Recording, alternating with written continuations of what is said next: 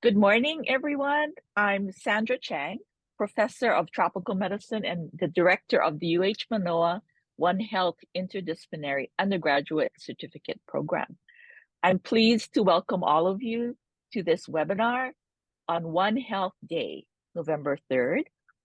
It's a global event that brings attention to the need for a One Health approach to address shared health threats at the human-animal environmental interface. This seminar is sponsored by the UH Manoa Interdisciplinary Partnership and One Health, which was developed to integrate One Health into the educational curriculum through the One Health Certificate Program and other One Health initiatives. The participating colleges are shown at the bottom of the slide. So our speaker today is Dr. Kevin Olival, Vice President for Research at EcoHealth Alliance in New York, New York. Dr. Olival was born and raised in Kailua, Oahu, with previous research experience in Hawaii on plant biotechnology and conservation of endangered Hawaiian tree snails. Dr. Olival's research over the last 20 years has focused on understanding the drivers of zoonotic disease emergence, characterizing viral diversity in wildlife, and developing models and analytical approaches to inform surveillance and One Health policy. Dr. Olival has been at the forefront of disease ecology research on coronaviruses, Nipah virus, and filoviruses in a number of countries. He served as the lead scientist on the 30-country USAID PREDICT project and the One Health Workforce Next Generation project, established the Western Asia Bat Research Network, and is currently leading a project in the Philippines to understand links between land use change and disease risk at a local scale. It is my pleasure to welcome Dr. Olival back to UH Manoa, at least virtually, to present some of his work in One Health. Welcome and aloha, Dr. Olival. Mahalo, Sandra. Thank you so much for having me. And aloha kako. Happy to be here, back home, even though I'm thousands of miles away in New York at the moment. So I'll share screen, get my slides up if that's okay.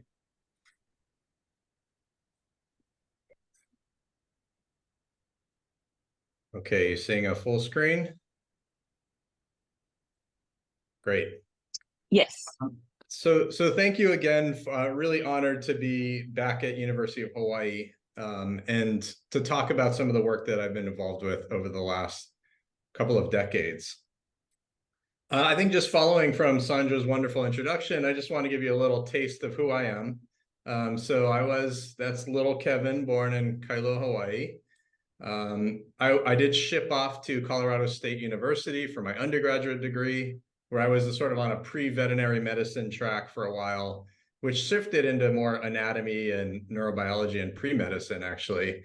But I never ended up going to either. I ended up getting interested in biology research and ecology, ended up starting my career on some sort of fresh out of undergrad, some work in IAEA at the Hawaii Ag Research Center, looking at, which was a startup plant biotech company. And then for several years, working with Mike Hadfield at UH on Acatenella or Hawaiian tree snail conservation, which really gave me a nice taste into both sort of captive breeding, field work, molecular genetics. And I took some of those interests to New York when I went to grad school at Columbia University. I ended up doing my PhD on the molecular genetics of fruit bats in Southeast Asia, and looking at specifically how can we use information about host ecology and host genetics to better understand emerging infectious diseases. And so my work was tied in with some work on Nipah virus ecology as a graduate student.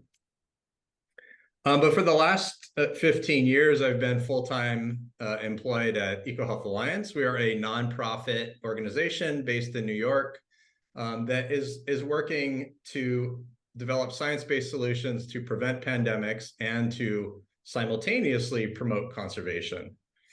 And over the next 45 minutes or so, I'm going to give you some examples of work that I've been involved with over those last 15 plus years, and particularly in lower middle income countries around the world, where the risk of new disease emergence is greatest, and the needs are also greatest in terms of having the capacity to address those. But while I won't be talking about the research, research in Hawaii specifically, I've always believed that Hawaii is really a model system for how we think about ecological sustainability, and also integrating human needs, societal needs with ecosystem management and protection. And as you're all familiar, the ancient Hawaiian land division of Ahupua'a, from land to sea, I think is really a nice model of integrated health. And it's just a pleasure to see the work that's going on at UH now that really is integrating a number of great case studies on disease ecology, microbiomes, metagenomics, and social cultural aspects of health. So it's really a pleasure to be with you all and to hear, hopefully afterwards, to hear a little more about some of that work. So the great challenge that we're facing is that there really are a growing number of zoonotic disease emergence events. So what is a zoonosis? It's a disease that is transmitted from animals to people, or it could be from people to animals, right? It's a bidirectional process.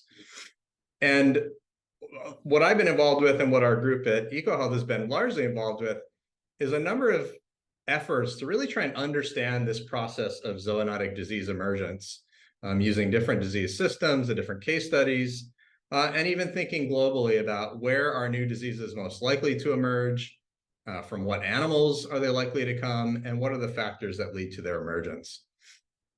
And so I think we've gotten a bit of a handle on this grand challenge, but there's still a long way to go in terms of really being able to prevent many of the future zoonosis events.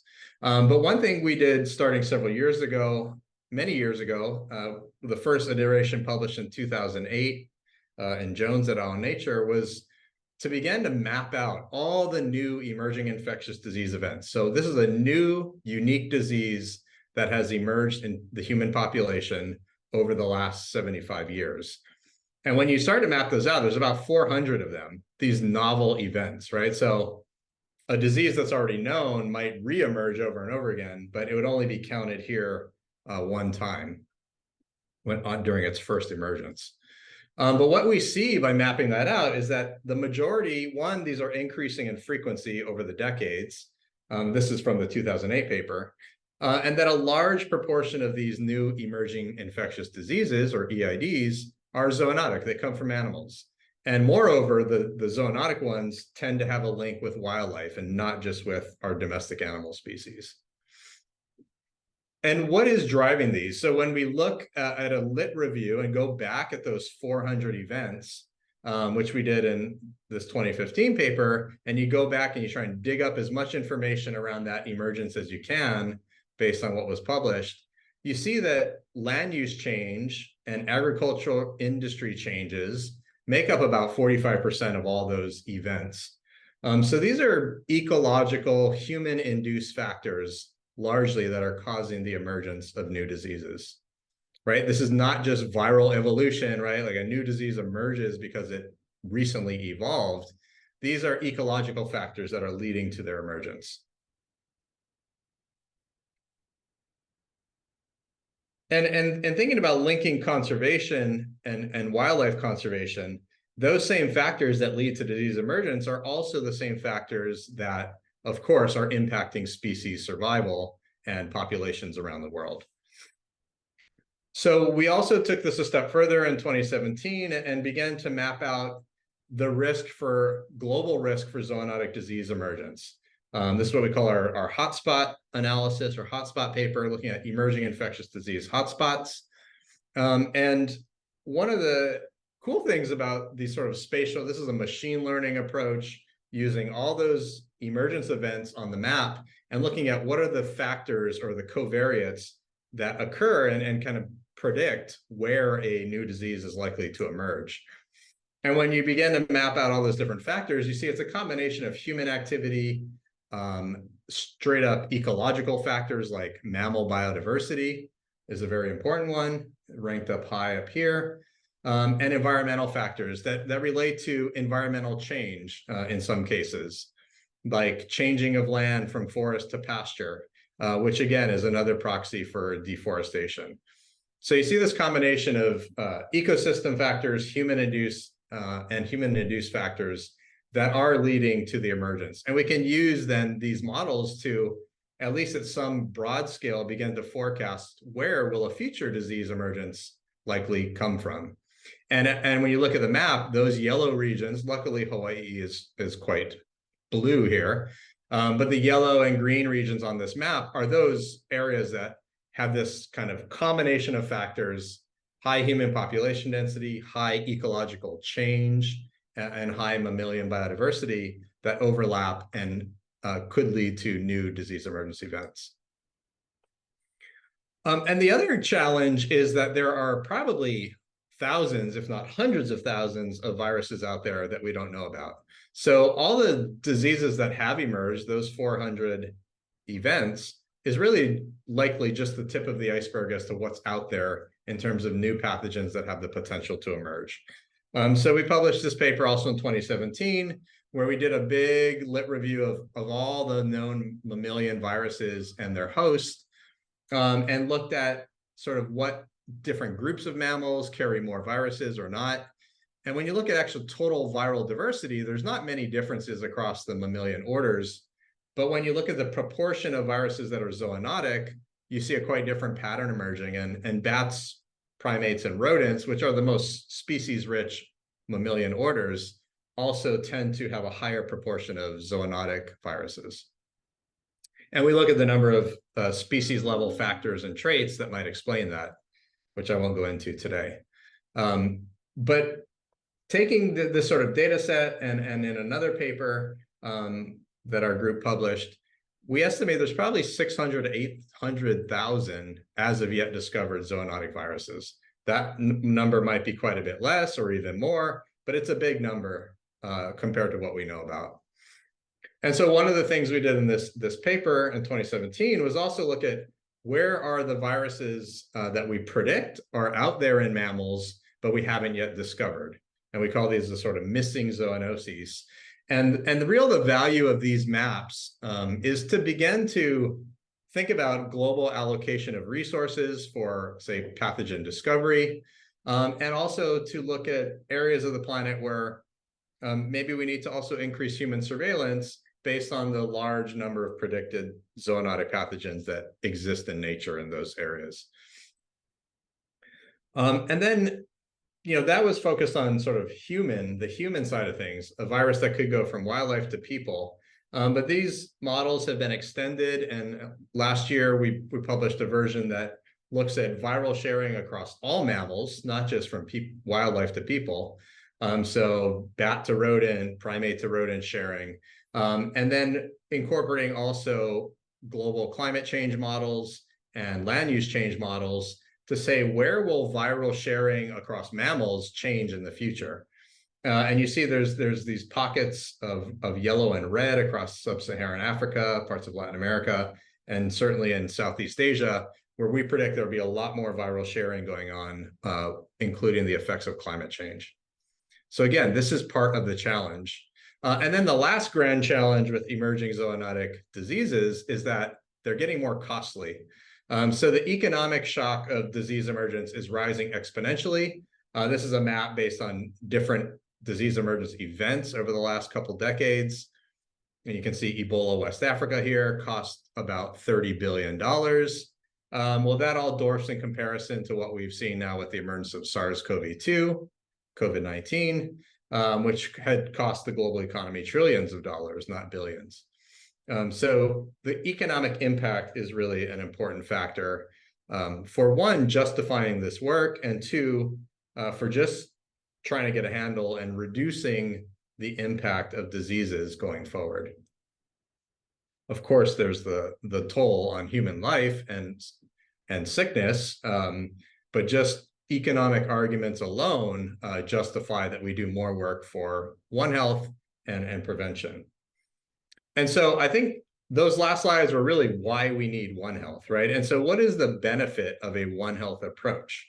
Well, there are numerous, but first I think, let's define One Health, and happy One Health Day, everyone. So this is the time to really reflect on One Health and what it means and where is it going forward. And I think a lot of people mistakenly think of One Health in quite a narrow framework. Historically, really just about veterinary and human medicine coming together. But obviously, One Health is much more than that. And One Health is about, one, incorporating environmental, animal, and human health together, right? So bringing those three key sectors and other sectors together. And then two, it's about what some people call the 4 C's: communication, collaboration, coordination, and capacity building, to really build into a whole society of approach of how we address health. And that includes disaster planning, that includes transportation, that includes all aspects of society that really need to contribute to a One Health paradigm and framework. And this is not my definition. This is a last year definition from the One Health high-level expert panel, which is made up of what we call the quadripartite, which is the UN organizations of agriculture, FAO, wildlife, or WOA, the World Organization for Animal Health broadly, environment through UNEP, and human health through WHO. And one of our colleagues at EcoHealth, Catherine Machalova, sits on the OLEP panel and has helped with some of these outputs. So zoonotic disease emergence and spread. I mean, I think many of you are either trained medical professionals or epidemiology students. So this is a very familiar concept, but we have sort of these rolling epidemics of wildlife diseases that are probably, in many cases, just millennia old, we don't even call them pathogens, millennia old microbes that are circulating sort of naturally in wildlife populations. And there might be sort of like a boom bust cycle to some of those epidemics or infection dynamics. But every once in a while, when you get a spillover, it changes the dynamics of that. And so that might be a disease jumping from a wildlife host to a domestic animal host, or a naive host that has never been exposed to that virus or microbe before. And then you can get a large outbreak like we see here with the domestic animal amplification of the outbreak. Sometimes then that goes from domestic animals to people, and then you have this big red epidemic curve, which is the human outbreak and epidemic. And this is just kind of a conceptual model for how these different aspects of animal and human health link together. But what One Health does, and the benefits for control, disease control, is that you're really using tools for, one, thinking about early preparedness, forecasting even, and readiness, early detection, so building in laboratory capacity and tools for finding new pathogens early on, all of which support early control operations. And essentially trying, by doing that, the idea being that you're then reducing the size of that impact and the size of those epidemic curves. And I'm going to give you a few examples into our work on how this sort of early readiness and forecasting might play out and help strengthen these One Health approaches to response. And then the other, as I said before, with the economics of the impact of disease, the other argument for One Health is an economic one, and that is that these pandemics are costing the world trillions of dollars. Emerging zoonoses estimate sort of annualized costs across all of zoonotic diseases cost the global economy more than $1 trillion in damages each year.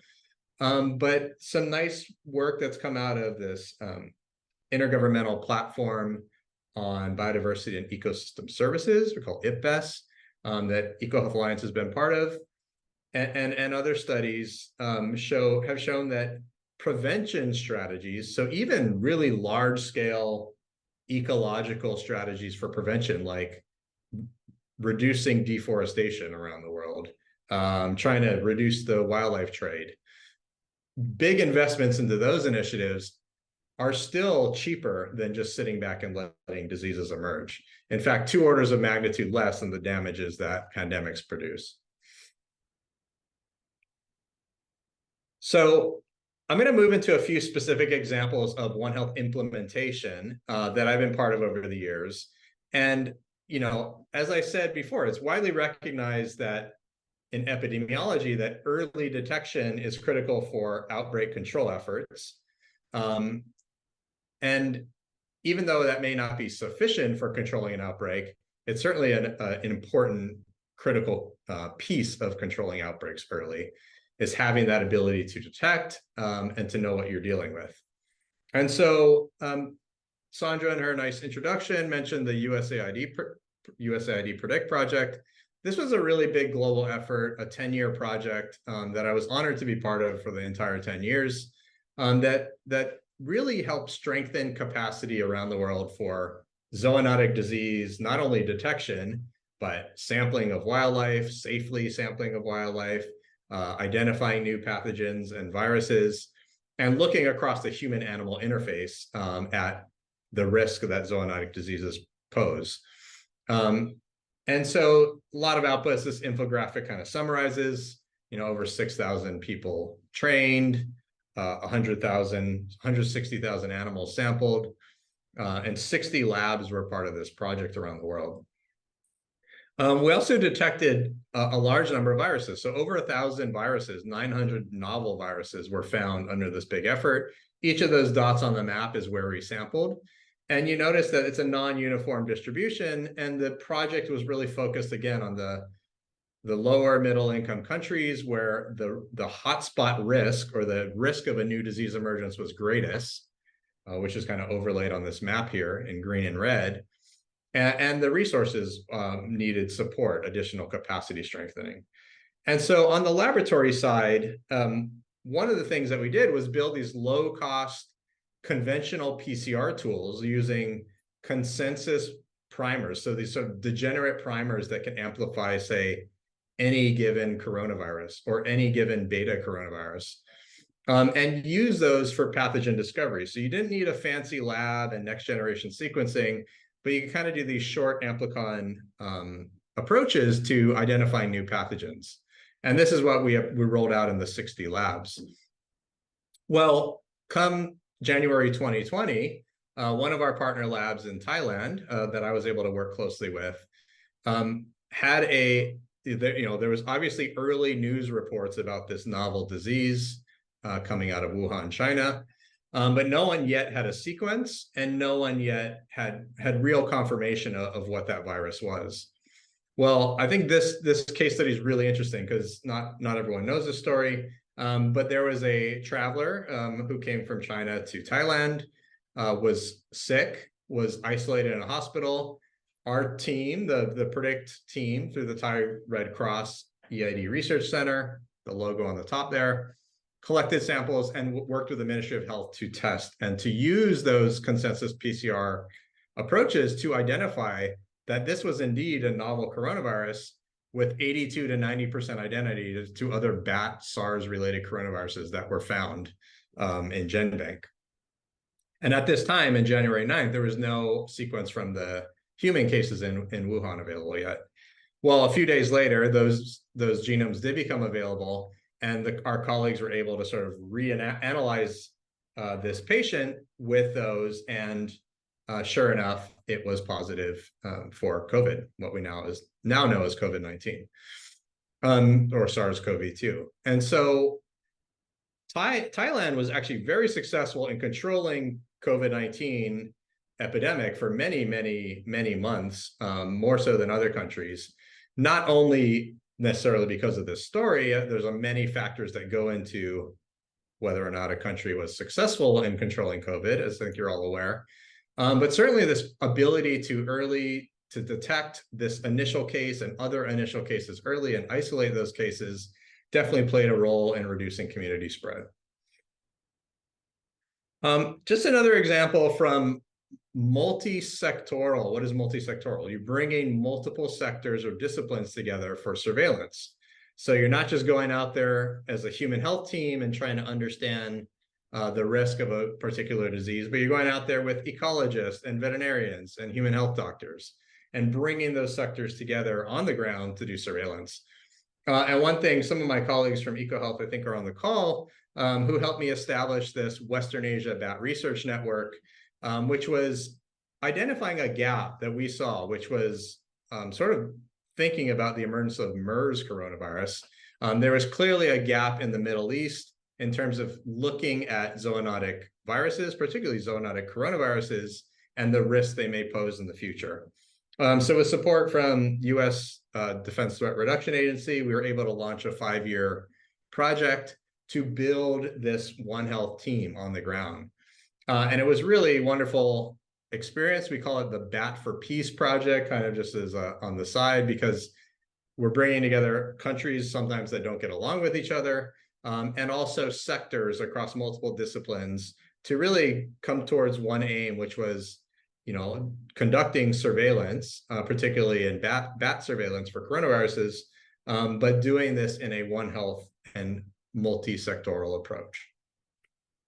And just a few pictures from what we call our sort of field to lab training. So we take teams into the field, show them proper personal protective equipment, and then some of those same scientists that were involved in our field work would also go into the lab to see kind of the whole process of how you would collect samples, safely transport those, and identify pathogens or identify viruses. We don't know that any of them are pathogens, but identify viruses from those samples. And then personal protective equipment training, obviously biosafety and field biosafety is an important part of all of this work. And that's for two reasons. One, obviously to protect people and to protect ourselves from exposure to any new pathogens, but also because we know that viruses are a conservation threat. And we don't want to give viruses back to wildlife. And we don't want to move viruses around the planet because they have devastating consequences. This is a picture just from the last few weeks from Argentina, seeing the massive die-offs in seals and sea lions that have been happening in Argentina due to high-path H5 avian influenza. And, let's hope it doesn't come to the only two native mammals in Hawaii, but obviously there have been other cases where diseases, probably many people in the room that have been involved with some of this research, looking at avian malaria and avian pox and how that devastated native birds in Hawaii. So, diseases have a very real conservation threat. And one of the things that I was involved with in terms of multi-sectoral coordination early on in the COVID pandemic, was working with USGS and US Fish and Wildlife Service and other federal agencies to think about what is the risk that humans infected with COVID-19 could give that virus back to, say, bats in North America. Say, by going out there and doing research and field work with bats, is there a risk that we would introduce these bats to a SARS-related sarbecovirus that they presumably were naive to? And so there was a USGS report that we published doing that sort of formal risk assessment to understand that. And then we did a peer-reviewed paper that also looked at just the distribution of different coronaviruses in bats, showing that SARS-related or sarbecoviruses, shown here in panel A, have never been detected in North or South America. And so, yes, these are naive populations. They do not naturally carry SARS-related viruses. So if we brought the virus to these bat populations, that would be, we don't know the consequences of that, but that could be something very problematic. And now, after this paper came out, we see that white-tailed deer across the US are very widely infected with SARS-CoV-2. So it has happened, in fact.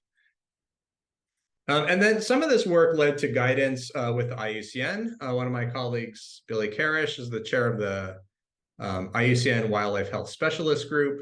And so some very basic practical application for doing research on wildlife were spun out at a global level to advise researchers of how they can safely continue to do research with wildlife, but mitigate that risk that we will expose animals to our viruses.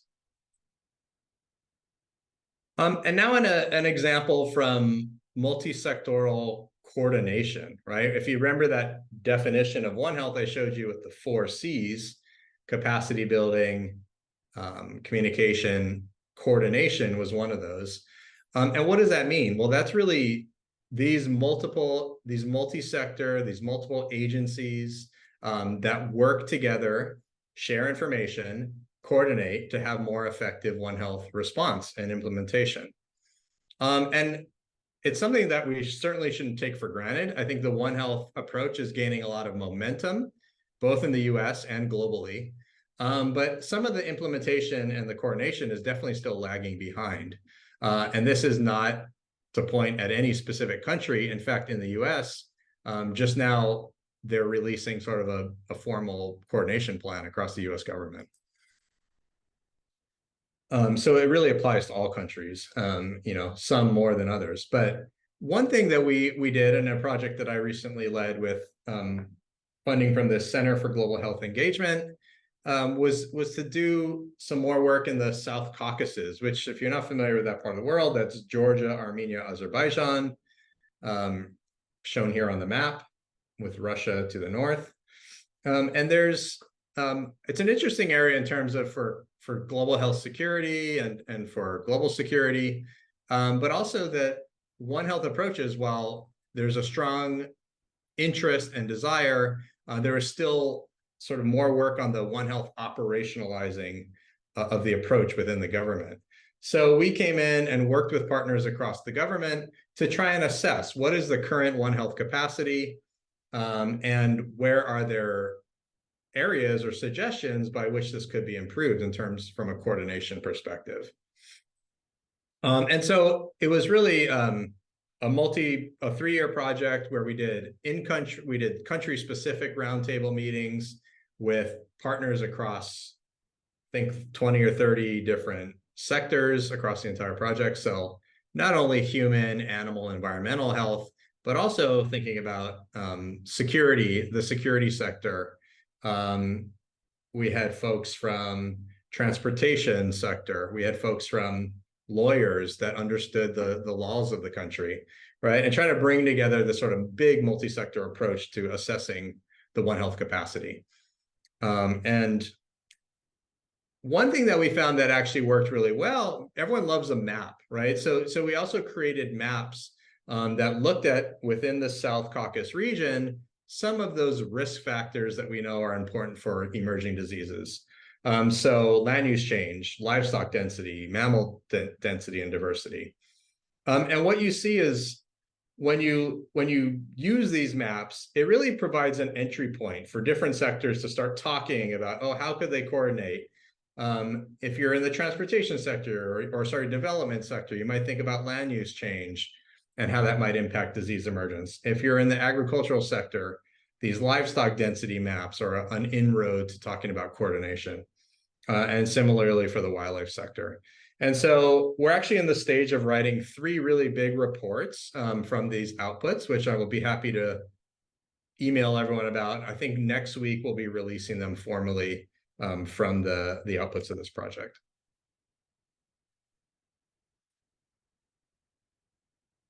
So that was really moving from the global policy and the global side of operationalizing One Health, or putting One Health into action, and coordinating it across sectors, right? Kind of big picture stuff, working with the government decision makers.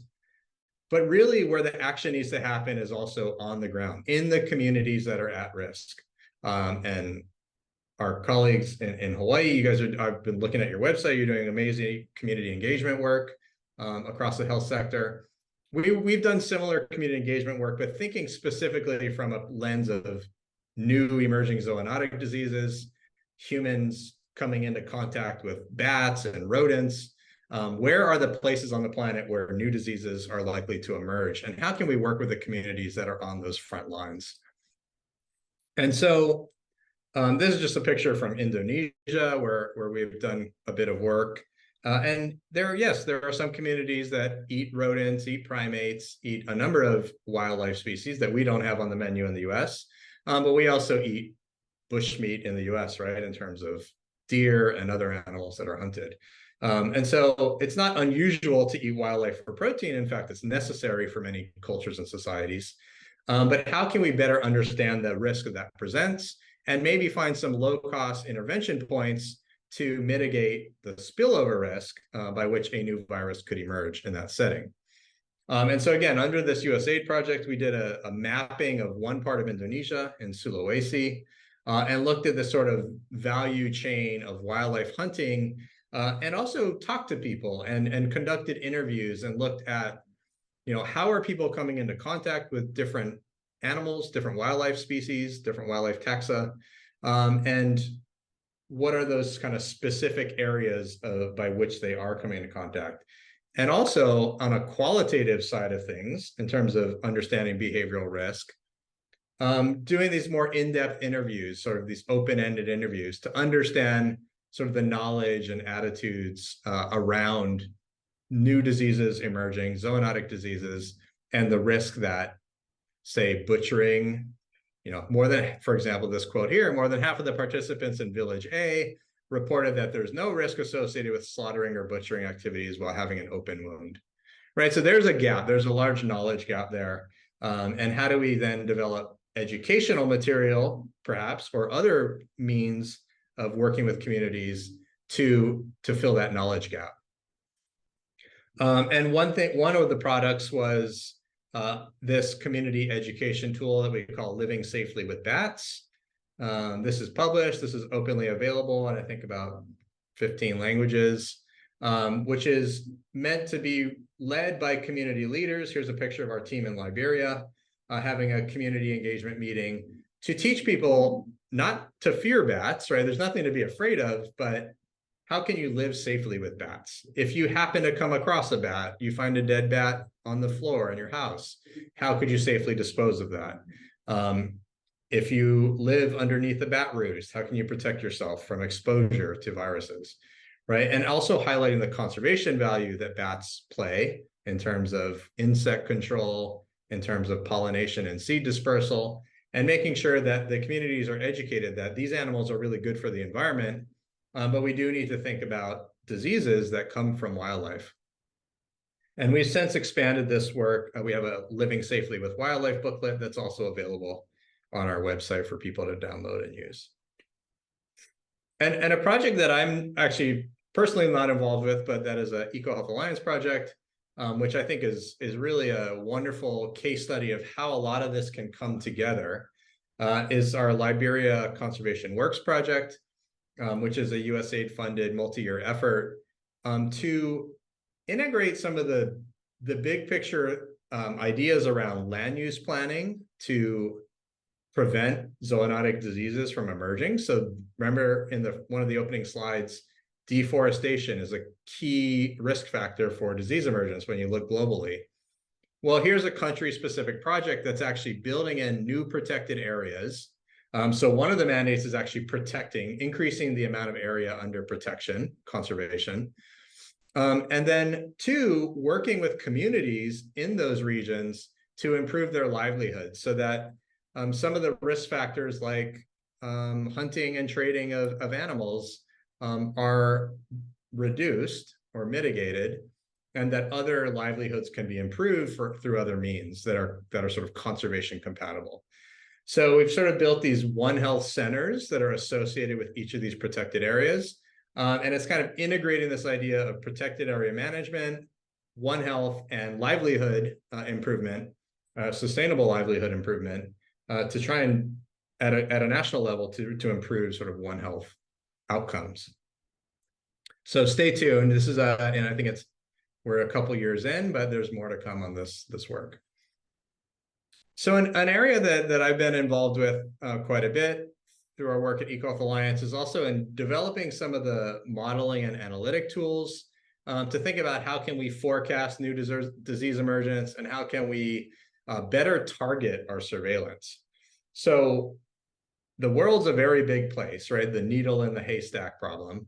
There's hundreds of thousands of potential zoonotic viruses out there.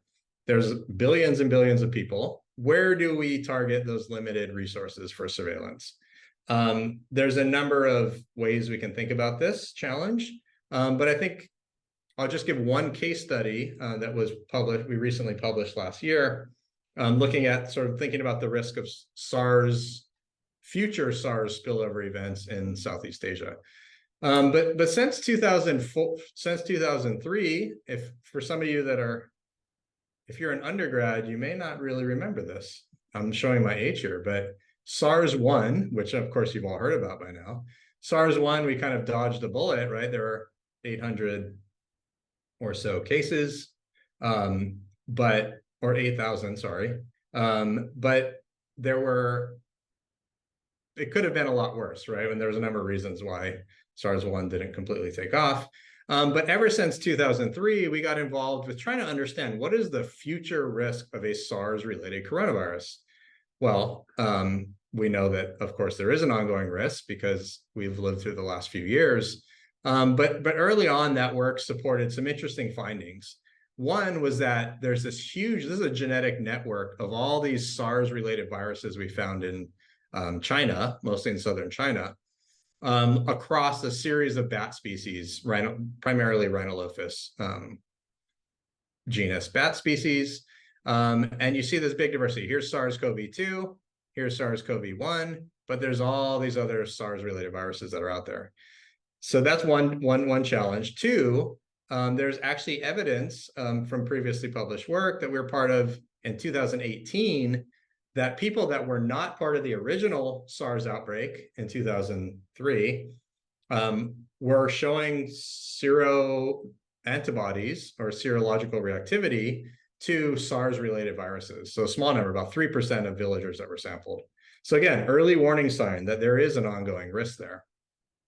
So we extended some of these data and observations after, just in the last few years, after the emergence of SARS-CoV-2, to think about, again, where might the risk, what is the scale by which these viruses might even be spilling over, and where might the risk be greatest in the future? So this was a probabilistic risk assessment framework. I'll point you to the paper instead of rather going through every detail of the analysis. But really what we did is we combined improved data of where those bat species are most likely to occur, which is the map here on the left, which is an overlaid map of all the rhinolophid bats that are known to carry SARS-related viruses. Where do they live? Where are they likely to live?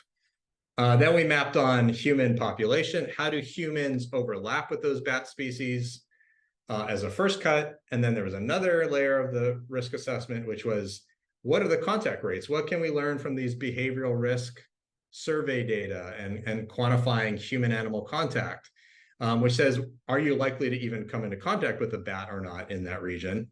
And then thirdly, what's the likelihood that if you do come into contact with a bat who's positive for a virus, what's the probability that you will actually then get positive from that and show serological evidence of being infected?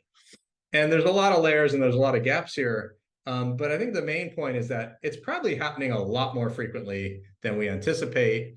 When you look at the distribution, there's a very wide range from the model, but the median value is like tens of thousands of people could be exposed to these viruses each year.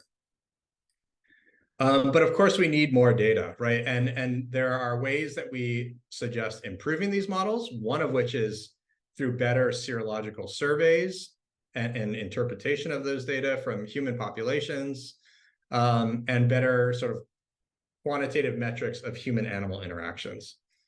And we need field data. And so this is, I think, a strength of our team is that we're actually on the ground collecting field data as well. And using those data to improve these models is really what we need going forward. Another project I won't talk too much about, but one of the big open questions in the field is, if I find a new virus, how do I know this is something that could infect people or could emerge and go spread person to person? Well, there's a number of factors that could affect that spillover risk. This is a PNAS paper published a couple of years ago, using a web tool and some sort of a big list of risk factors that were expert opinion rated, to say, well, for each virus, there's kind of a risk factor score that you could estimate. I think these models are they are changing dramatically with AI approaches. And this is just a space to watch as those algorithms really are improving every single day. I think machine learning and AI approaches to this problem will become more widely used. Okay, in the last few minutes, I just wanted to end on a few sort of higher level policy recommendations for policymakers, I suppose, or recommendations for the global community for improving One Health implementation, specifically for zoonotic disease prevention.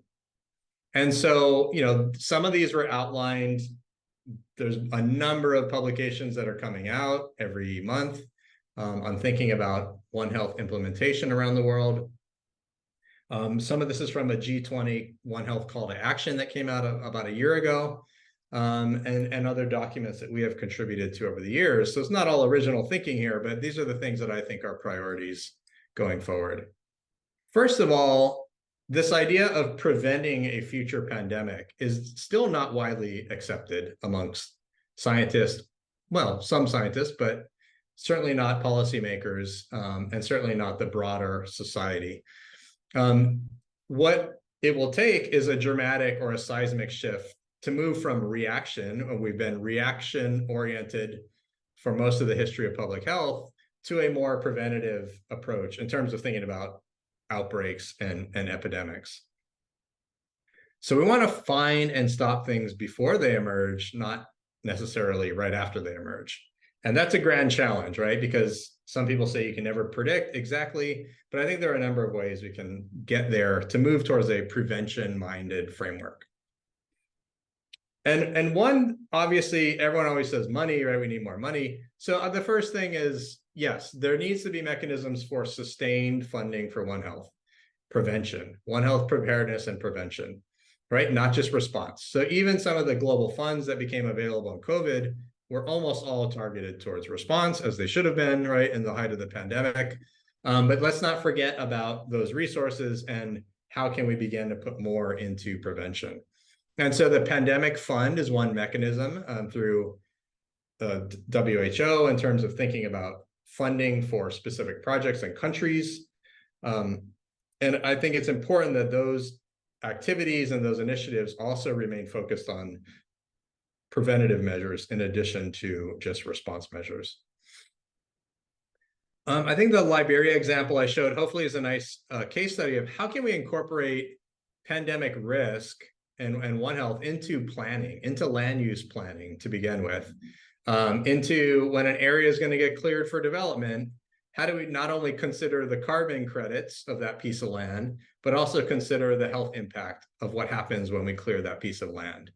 And this is, I think, a really exciting area for everyone and for the world, and that we can, and there's maybe tax incentives that could be built into that to actually raise revenue for more prevention activities. And if you look at this, this is just our sort of hotspot risk ranking by country, sort of an aggregate from that zoonotic disease hotspot map I showed you. And all the yellow countries are considered LMICs, lower middle income countries. So about half of all the high risk countries in the world are really under-resourced in terms of having to put in prevention measures in place. And again, that's why we need these global mechanisms.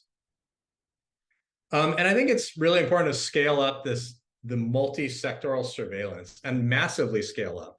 Most of these approaches where we go out with One Health and human health teams and we're proactively doing surveillance are quite limited. I mean, they're project by project.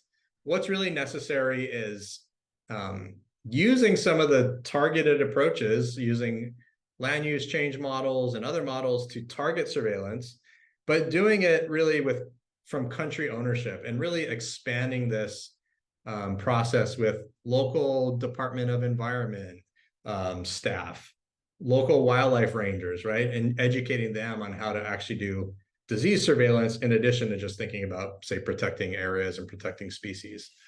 And so that's where I'm excited about this new project we have in the Philippines with my colleagues at EcoHealth. And we just started and we're going to get into it in the next couple of years, but it's really about working with the Philippine government and Philippine stakeholders to implement these multi-sectoral trainings and to think about zoonotic disease detection sort of at the source. And then I think the example from the South Caucasus I gave is another example of we really need a lot more all over the world in terms of strengthening or even creating One Health coordination mechanisms at, say, a national level or a subnational level. This is a World Bank report that EcoHealth contributed to several years ago, which really lays out a way of how we can map out these existing capabilities for One Health. And as I said in an earlier comment, the US is actually just putting out its national One Health framework to address zoonotic diseases in terms of multi-government agency coordination. And so, while we were doing that in other countries, and the US has been obviously working on other initiatives for a long time, this is now a formal process that's open for comment from a CDC-led initiative to really bring agencies across the US together. And so I encourage you to look at that as well. There's actually an open comment period for a few more days. And then my fourth kind of overarching guidance, parting words is we really need to provide practical guidance for in the environmental sector, in particularly for thinking about zoonotic disease prevention. And so natural resource managers and policymakers. And this is an example that we published with the IUCN recently, Healthy People and Wildlife Through Nature Protection, looking at these sort of ecosystem approaches to pandemic prevention and very specific guidance of how can you think about designing and planning, actually management in your protected areas and governance across them. And so that's just one example of a few other reports and publications that we've contributed to. But these policymaker kind of simple guidance documents where we take what is a very complicated science, right, of disease ecology and disease emergence and translate it into user-friendly policymaking language is really a critical piece that we need to all consider. And then fifth is really about data, right? If we're going to actually forecast and predict and prevent emerging diseases, we need to have data that can talk to each other, that's collected where the metadata standards are considered, and that is shared in an open access way as broadly as possible. I think the COVID-19 pandemic, one positive thing from the pandemic was that data sharing, particularly genetic data for SARS-CoV-2, really just took off like crazy, right, through the GISAID platform and others. And you saw this surge in data sharing, right, with almost very few barriers to releasing of those data for most countries. So there was like broad scale adoption that, okay, we need to get this information out there as quickly as possible, and people did it. And I think these sort of One Health data standards is something that our team here is thinking about a lot, but it's also on the mind of institutions like the WHO Hub for Pandemic and Epidemic Intelligence in Berlin, who's also thinking about aggregating these data systems across the world. And then last, but certainly not least, is really about getting the next generation of One Health practitioners and students involved. And this is where it really warms my heart to see what UH has done with the interdisciplinary undergraduate certificate, and to see all the different schools and disciplines at UH coming together for this initiative is really what I think all academic institutions should do. So thank you for taking the charge on that. I know there's very few actual One Health programs in the world in academia. So it's nice to see this as a formally established mechanism. And I think I'm on time. So I think we have about hopefully 10 minutes for questions. So mahalo nui loa, and thank you for your time. And I will be happy to answer any questions. Thank you.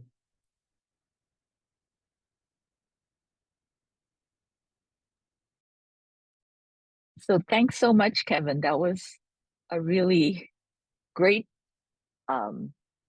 range of perspectives in terms of understanding what One Health is and how powerful it is in terms of an approach to preventing pandemics, conservation, all of that. I think it was really wonderful. I want to open it up to questions. This is set up so that anyone can, ask a question. So please.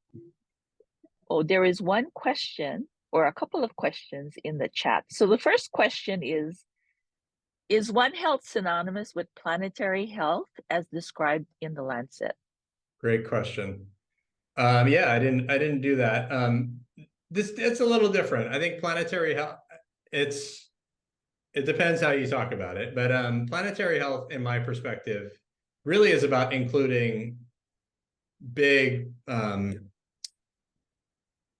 well, climate is the one that first comes to mind, right? So I always think of planetary health as really integrating climate change into the mix in a really big way. One Health, certainly that's part of One Health, right? I think as well. But planetary health is looking at large planetary changes. So a lot of what I talked about with deforestation and ecosystem change, I mean, deforestation feeds in, of course, to climate change as well. So those are all connected. But I think planetary health is looking at large scale changes to the planet and how that impacts health. And we're part of some of the planetary health initiatives as well. So I think it can be a little bit of semantics. I mean, before One Health was really the key buzzword. I mean, EcoHealth, our organization, EcoHealth, some people would use EcoHealth, ecosystem health. Conservation medicine has a more specific meaning, but that was another term that was around for a while. But I do think planetary health is really, to me, more about bringing climate and big ecosystem change into the lens and like kind of the front of the priority list. But good question. The other question in the chat box is, what are your suggestions for clinicians, specifically RNs and MDs, for supporting One Health efforts in Hawaii and the United States?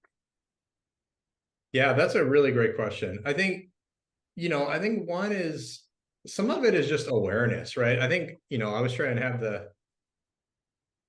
explain to your family what you do thing, right? About One Health. What is the one to explain to you? If you can explain to your grandma what you do in terms of zoonotic disease emergence, then I think everyone should have those skills to, one, share with patients.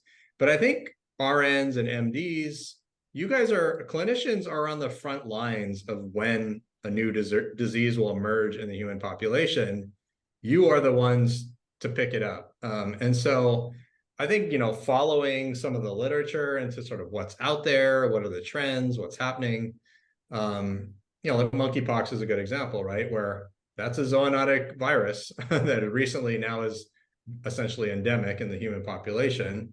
And it wasn't on everyone's radar before, right? You maybe wouldn't be expecting someone to have monkeypox. And so I think, clinicians are the front lines for new disease detection and response. And so there's a huge effort. But I think in terms of One Health, just kind of keeping up with some of the literature on zoonoses and trends and what's happening, I think would be beneficial. Mm-hmm. And then the next question I think you asked, you dealt with a little bit, but it's come up again. Is there any serosurveillance ongoing for SARS-CoV on bats in the US? Great question. There is, yes, I believe there is. Whether it's serosurveillance or not is an interesting question. I think a lot of it's not yet published, but I know that there are groups working on certainly bat coronavirus monitoring in the US.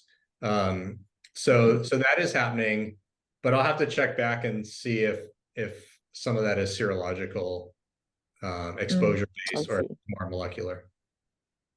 Yeah. So hello. Go ahead. Yeah, so I'm Vani Kamara. I'm currently speaking from Liberia. Thanks so much for the presentation, and the slide was exactly from Liberia. So we have been working with Jean Desmond, Jean Damanko. We have Dr. Nerukad and Axel, Dr. Lera. We currently have a lab here that we are currently designing some antigen for serosurvey, just as you described the study. So it was a great presentation, but my concern has to do with initially when we established the One Health platform, the issue was finance from various government agency, and we were lucky to get the reduced fund that supported the One Health activities in Liberia. Now we are hearing about the pandemic fund. That was a whole proposal that I was also involved into writing for the country. But now, how far will developing countries go in terms of One Health when they are actually depending on donors for support? Thank you. Yeah, and thank you. Yeah, glad well, I know Jim Desmond and Gene well, so thanks for being part of that team, and thanks for joining in. It's a tough question. It's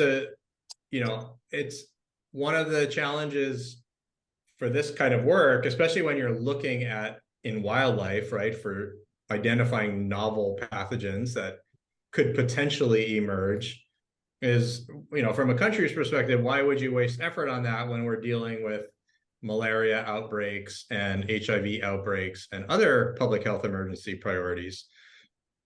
So, I mean, the answer has always been that, well, these, as even before COVID-19, rather, we would tell people, well, these events have the potential to have really big global impact. And as we know, they clearly can.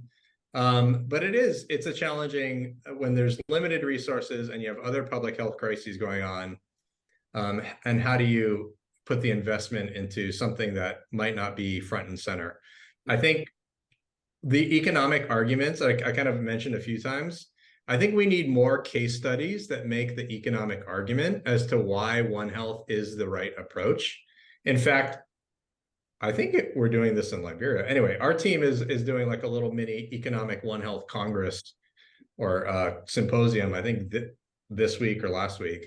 But essentially building that evidence base from an economic perspective and getting the ministers of finance and others at the table is really what's needed, and saying, One Health isn't just about, preventing the next bat coronavirus. It's about these big structural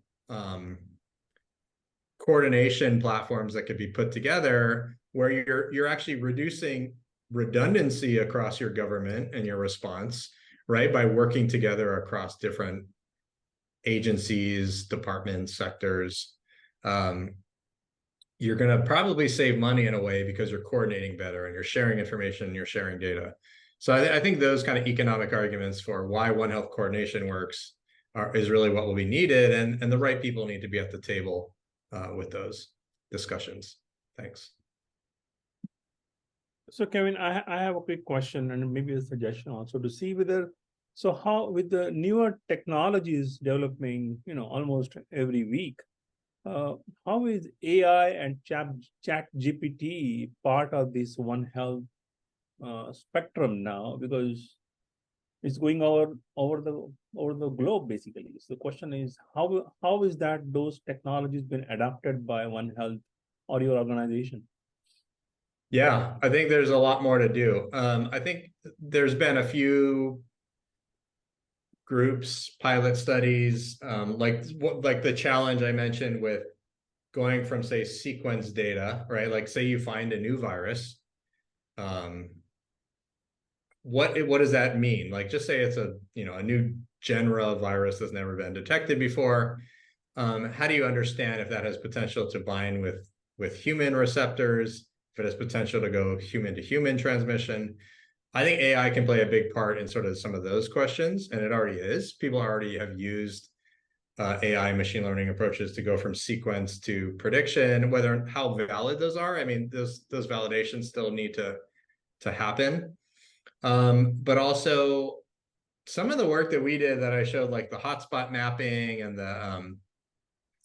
the looking at the mammal hosts for different viruses, those are all lit reviews that took like years and years of interns and scientists digging through the literature to pull that information together. Now we have the ability within days or hours to sort of pull in massive amounts of language information from the literature. So I think it's going to shift the way we do these sort of standardized literature reviews as well, and sort of building the evidence base for One Health is already changing, but it's changing quickly. Thank you. Thank you. I have a question that, comes from the perspective of students at different levels. But I was wondering, are there opportunities for internships at the EcoHealth Alliance for students? There are. We have kind of like an open rolling.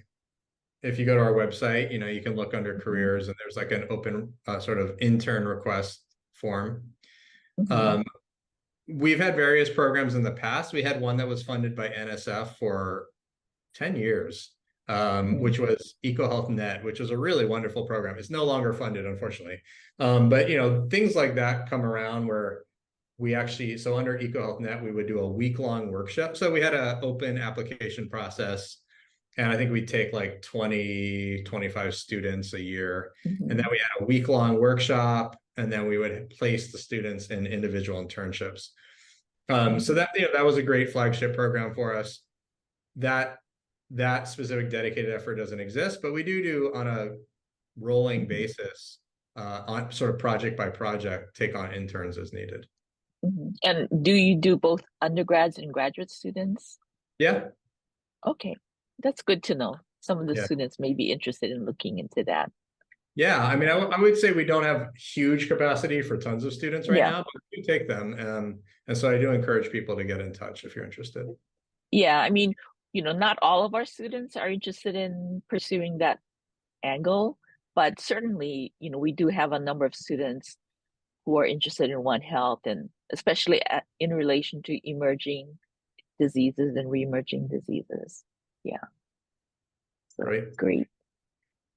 So Kevin, Any question? Kevin, go ahead. In continuation of that question from Dr. Chang, is there a clearinghouse, or is there a place in your program or in your website where you have internships and or opportunities for One Health in the US or in the globe? And is there some kind of a way students or people can go in there and, okay, there is the One Health opportunity at the London College of School of Tropical Medicine, or Baylor College of Tropical Medicine, or somewhere out there. So is there that kind of a repository or a clearinghouse for you where you keep a tab of all of this? Unfortunately not. We don't have a clearinghouse like that. Other groups, I mean, I subscribe to a number of One Health newsletters that you all probably do as well. But I think there are other websites and mechanisms that track those opportunities better, and that's kind of their mandate. I don't know, Dr. Chang, you were talking about the One Health Commission earlier. Right, yeah. I think One Health Commission does keep up lists. I don't know how current they are. When I looked at their website, I'm not sure if they're in real time. They may have a historical list, but certainly it is a resource for that. Yeah. I have a question about your slide. In one of the early slides, you show that in the past 10 years or so, you guys discover new viruses, maybe hundreds or thousands. Are you talking about a virus isolate from, or you talk about sequencing? Yeah, thank you. Yeah, good question. No, these are all, I think most of what I described, I mean, there have been a handful of isolates here and there, but most of them are relatively short fragment molecular detection. So, even in rare cases, it's usually not even full genome. It's usually just based on a fragment of the genome. So yeah, these are, putative viruses or potential, unique viruses based on the phylogenetic clustering and things like that, but certainly not large-scale isolation of viruses. Thank you. No problem. Yeah, thank you. Good question. I have a question. I'm in One Health. Whenever we talk about it, we talk about this, multi-sectoral collaboration. But could you maybe speak to some of the biggest barriers to multi-sectoral collaboration and how we can overcome some of those large barriers? Yeah, that's a good question. Well, so One Health, you know, for a while there, it was mostly veterinarians and MDs, right, talking to each other. I think before the concept got really kind of recognized for what it should be and expanded. So I think one challenge is that the environmental sector is still often neglected and left out of the equation. Like countries do these things called joint external evaluations, JEEs, right, which is meant to assess their capacity for different components of health security. So, you know, often sometimes when those meetings happen, it's just like the Ministry of Health leads the effort and maybe invites the Ministry of Agriculture. But then there's kind of a gap in that it's really not all three pillars of One Health in terms of the wildlife environmental sector is often left out.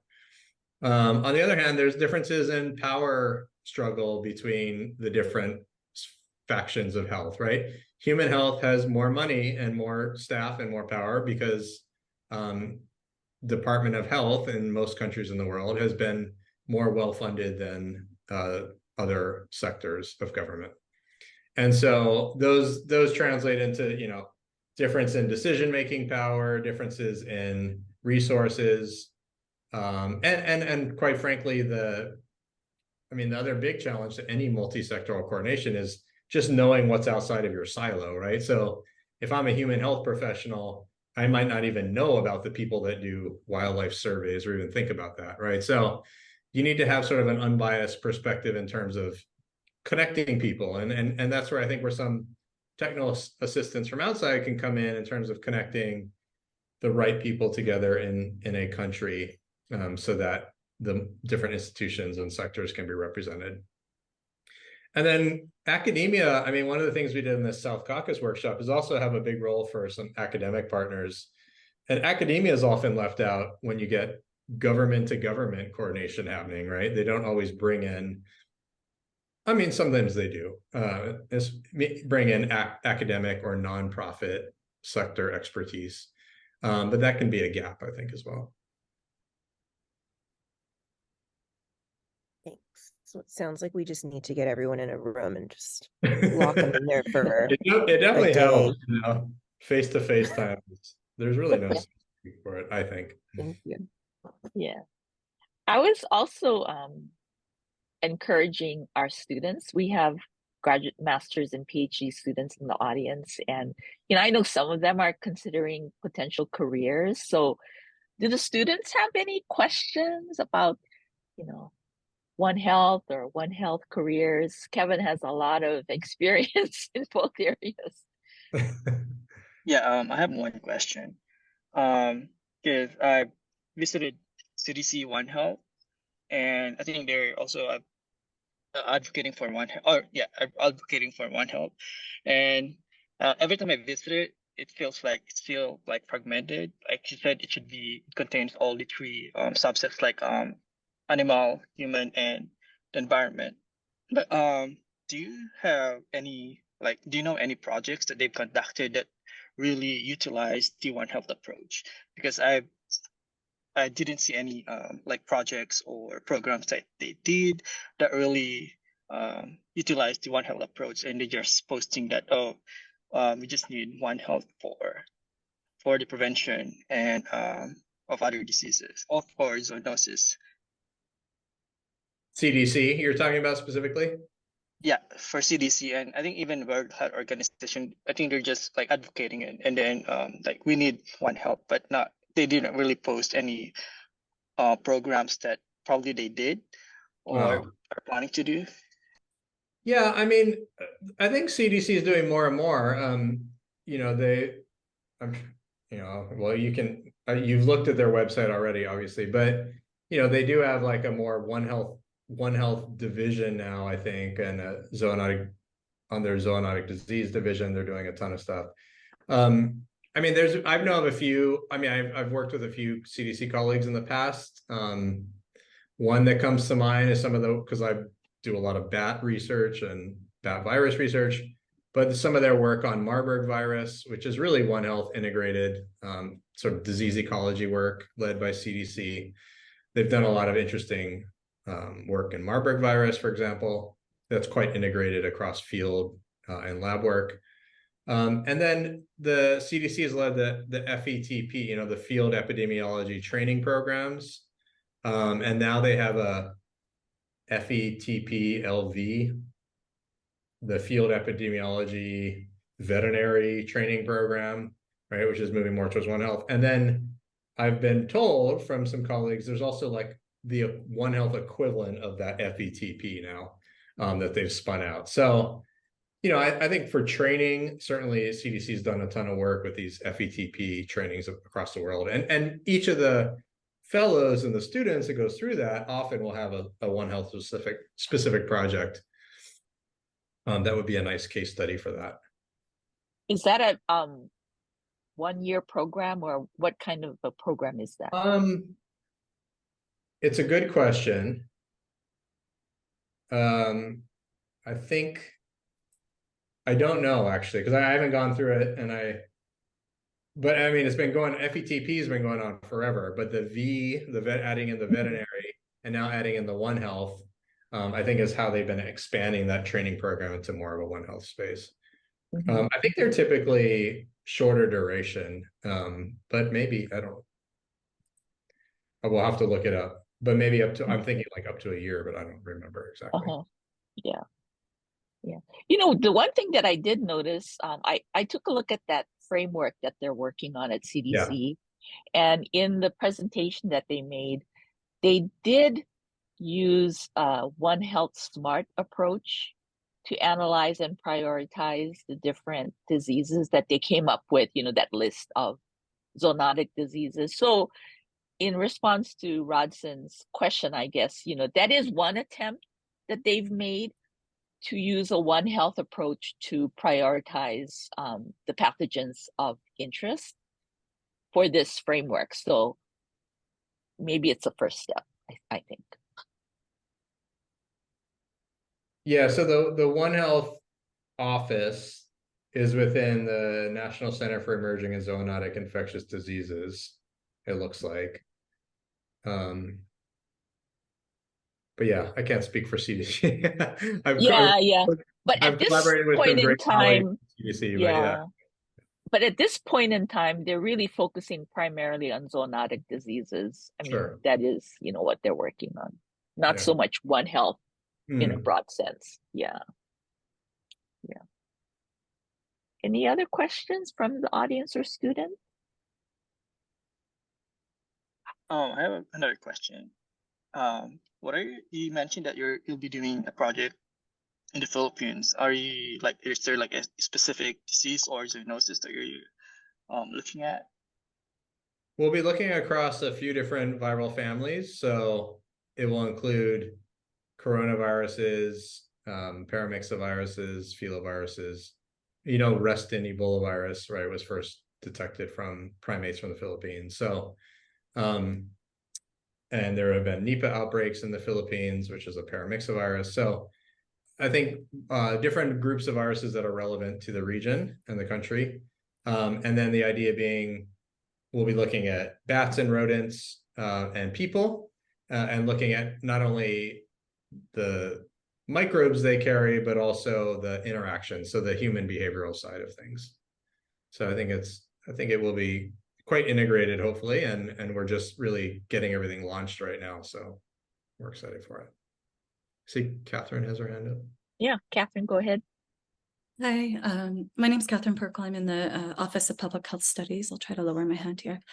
I was kind of curious to what extent, if at all, the EcoHealth Alliance is engaging with issues involving oceans and marine environments. I mean, obviously for us here in Hawaii, this is critically important to our sense of identity, recreation, health, etc.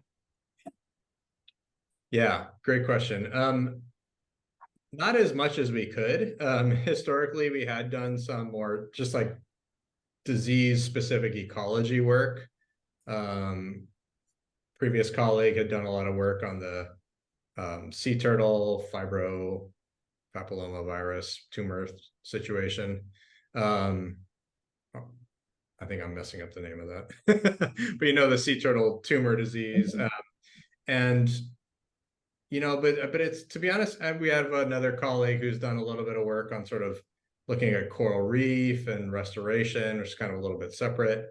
But it's not been we don't have a big marine program. So it is sort of a gap. I mean, I think it's an area that is definitely of interest. It's just not a big strength of our work right now.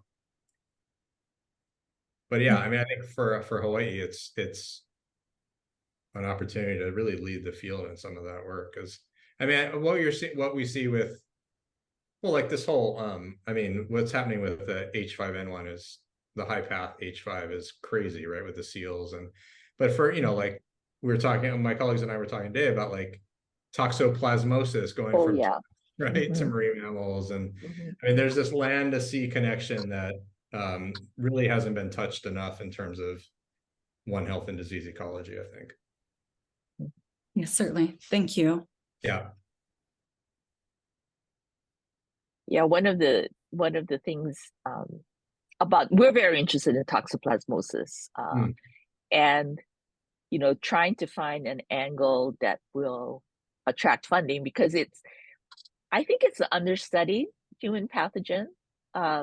It's certainly, we historically have associated it with fetal abnormalities, but there's a lot of evidence that it's involved in certain neurological conditions.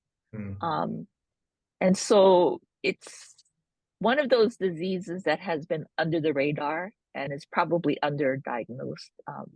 So we're interested in pursuing that, but it's not at the top of the list for the CDC, sort of in the middle.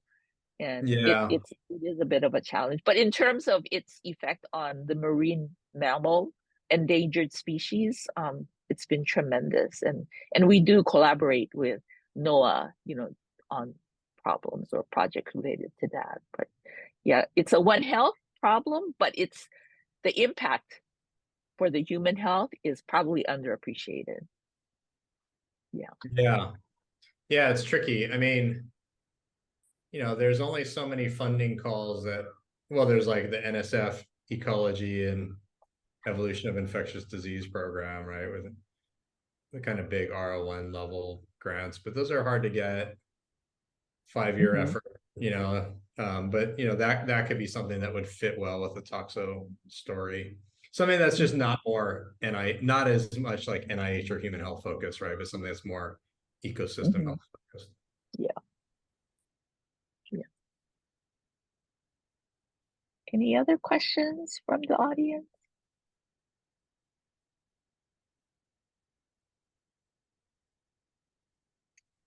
Well, it sounds like it's sort of quieted down. So we thank you so much again for, coming here and speaking. Certainly interesting to hear what your experiences have been in One Health, very broad experiences in One Health. And, for us, it's really important to get that perspective. And we're quite lucky to have you here, and also for spending the time answering our questions. So everyone, thank you for coming, and thank you, Kevin, for being willing to spend this time with us. And this webinar is being recorded, so feel free to share it once it becomes available. All right. Thank you, everyone. Pleasure. Thank you so much. Mahalo.